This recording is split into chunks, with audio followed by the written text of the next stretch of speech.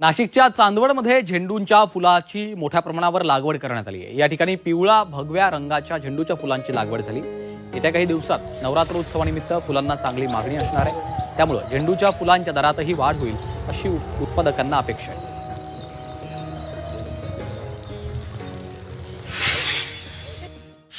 वाशिममध्ये मुसळधार पावसामुळे खरीपाच्या पिकांना फटका बसलाय। या पावसामुळे खरीपातील सोयाबीन, तूर, उडीद, कपाशी, भाजीपाल्यासह फळबागा पिकांचं अतोनात नुकसान झालं। त्यामुळे शेतकरी हवालदिल झाले असून नुकसान भरपाईची मागणी केली जाते।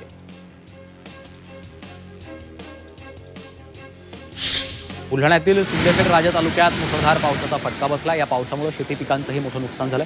पिकं पाण्याखाली गेल्यामुळे शेतकरी हवालदिल झाले।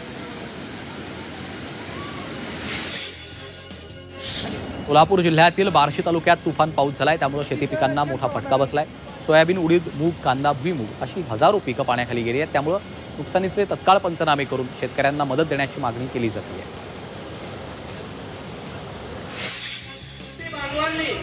जळगावात कापूस केळीला भाव मिळावा यासह शेतकऱ्यांच्या विविध मागण्यांसाठी जिल्हाधिकारी कार्यालयावर मोर्चा काढण्यात आला।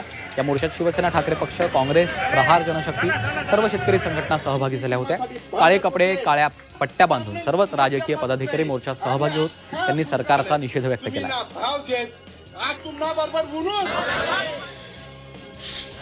बुलढाणा जिल्ह्यात ढगफुटी सदृश पाऊस झाला।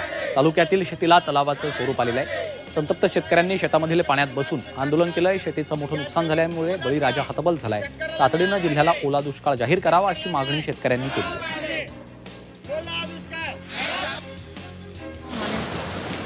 अतिवृष्टीमुळे शेतकऱ्यांचं मोठं नुकसान झालेलं आहे, त्यामुळे पंचनामे करून मदत देण्याची मागणी शरद पवारांनी सरकारकडे केली। तर आपण मुख्यमंत्री आणि उपमुख्यमंत्र्यांची भेट घेणार असल्याचंही शरद पवारांनी सांगितलंय। धाराशिवमध्ये पालकमंत्री प्रताप सरनाईकांनी शेती नुकसानाची पाहणी केली आहे। एकही शेतकरी मदतीपासून वंचित राहणार नाही असं देखील आश्वासन त्यांनी दिलं। तर शेती नुकसानीचे तत्काळ पंचनामे करण्याचे आदेश जिल्हा प्रशासनाला दिले आहेत।